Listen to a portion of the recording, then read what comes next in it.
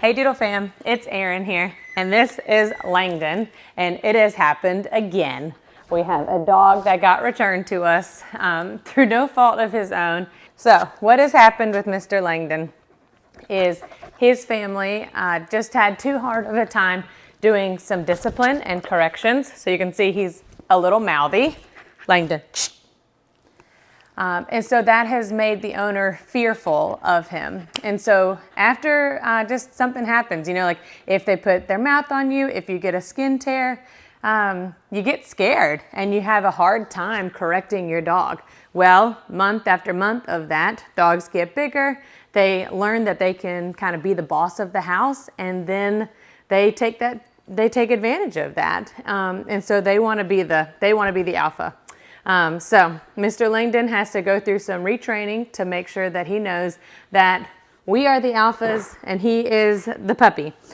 So he is super sweet. We have really enjoyed having him. We've only had him for about 24 hours, but he is kind.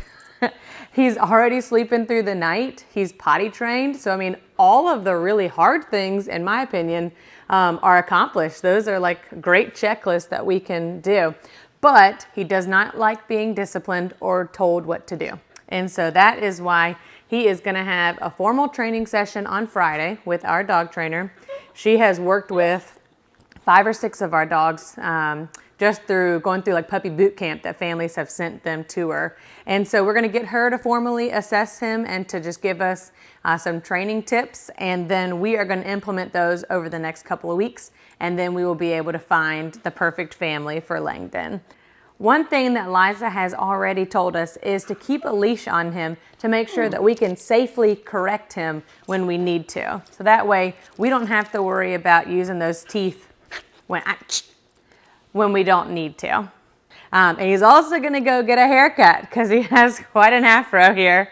And so he'll go see Madison next Thursday. So by next week when you have a video, you'll see the new and improved Langdon. So we're just going to work with him on authority, like making sure that he knows that we're the boss. And then also just not putting his mouth on people. He didn't do it to the kids. He only did it to me because I told him to lie down. And so what I noticed was that he did put his teeth on me. You can see I've got a little mark here. But if he wanted to bite me, he would have bit me. Liza, just talking to Liza off the bat, is that dogs play with each other with their mouths. When they're in our nursery areas, they chew on each other, they play with each other. That's just what they do. They roughhouse. And so he just has to learn that we are not his siblings, that we're the alpha, and so he can't do that to us. The only other concern that Langdon's family had was that he couldn't go up and down the stairs. So we have already started accomplishing that goal. He is doing fantastic. So to get into our house is about 4 to 5 steps, and he has accomplished that and can go up and down without any problems. Actually, Abigail took him on a walk today, and she was able to do it. So our 9-year-old. But going up into our bedroom, there's about 14 steps. And so that one I think is a little more daunting for him. So he can go up them fine. He follows Bella. But coming down, he has shown a little bit of anxiousness. But we make it down every time. It's just going to take a little while for him to get comfortable coming up and down those steps. But I have something really exciting I want to show you in the puppy nursery.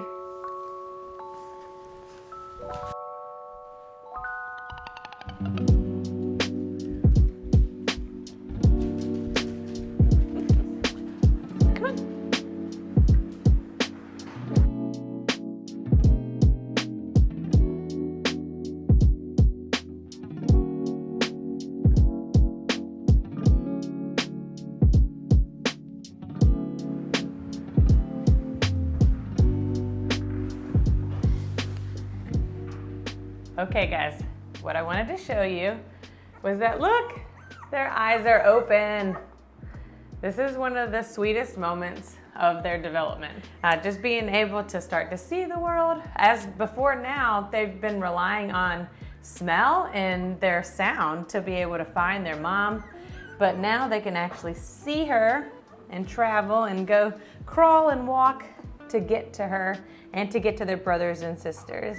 So it is such a sweet time but we are going to start doing their sound stimulation. So from 2 to 4 weeks, that's what we start introducing. So today is day 1 of that, and we are going to find a pretty soft sound like a squeaker toy or something that's lower pitch, just so we can start doing that type of sound simulation. But look at this, guys.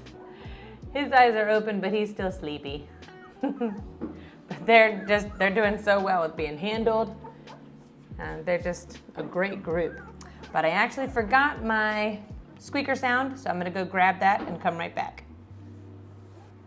The sounds that we're gonna work on today are a squeaker sound and a crinkle sound. And so the crinkle is one of the first ones that we do because it's so light. The volume isn't high, so we're gonna do that first. And then if they do really well with that, like if they startle but recover quickly, then we'll move on to a squeaker, which is Bella's favorite alligator. So, all right, let's see how they do.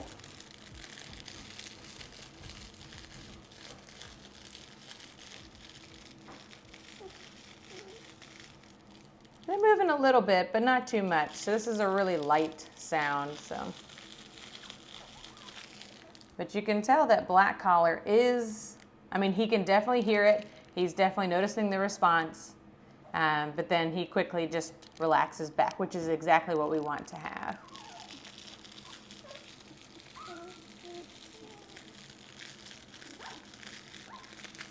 All right. Now we're going to go over to the nursing ones just so they can get exposure to the sound.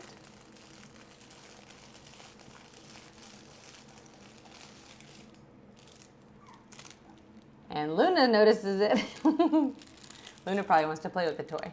But they're doing great too. No responses. So now we're going to move on to the squeaker. This is kind of like the easiest part of the test. It's just a really quick one just to introduce sound in general.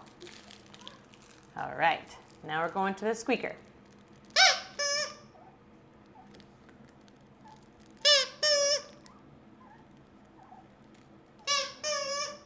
So you can control it by holding it over them instead of right over their ears. Make sure that we start with one thing and then build our way up.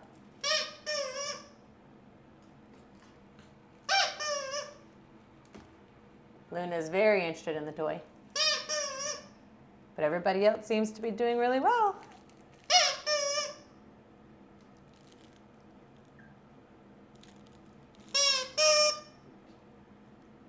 Got a little bit of a response from Blue. All right, we'll do it a couple more times and then we'll call it a day for this.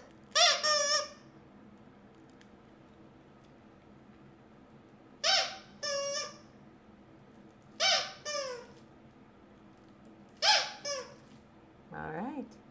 I think they have passed the first part of sound stimulation with flying colors.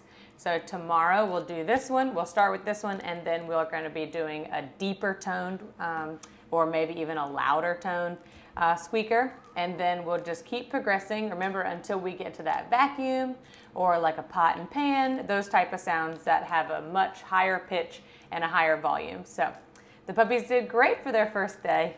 The next thing we're going to do is we are going to head into the nursery to see Zuri's puppies, and they are going to start working on their Manding today.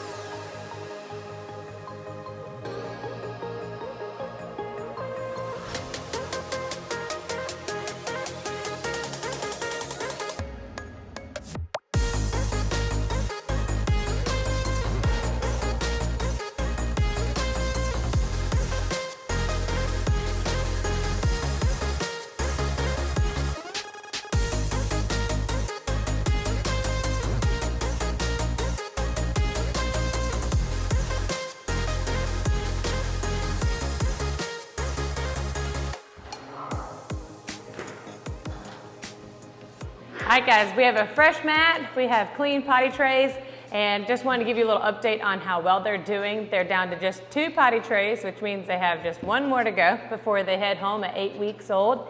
And they're really doing well. We don't have too many accidents. We definitely don't have any pee accidents, but just maybe a couple of poop accidents here and there.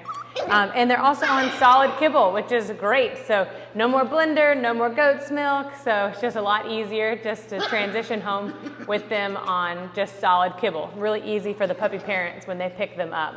So next we're gonna work on manding, which is where we're gonna have them be patient. They're gonna get a click, and then we're gonna give them some canned dog food. But we have to put them back in here so we can work on one-on-one. So I'm gonna grab everybody up, and then we'll work on that manding.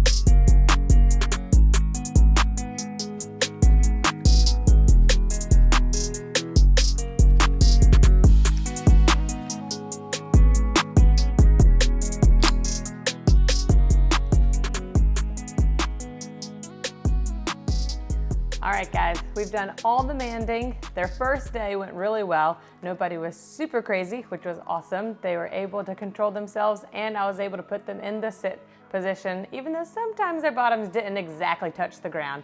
But I think it was a good day for the first time they were trying it. So everybody went to the vet yesterday, got a perfect health report, including Miss Pink here, and she is just continuing to grow like crazy. So I hope you guys have a great day, and we will see you soon.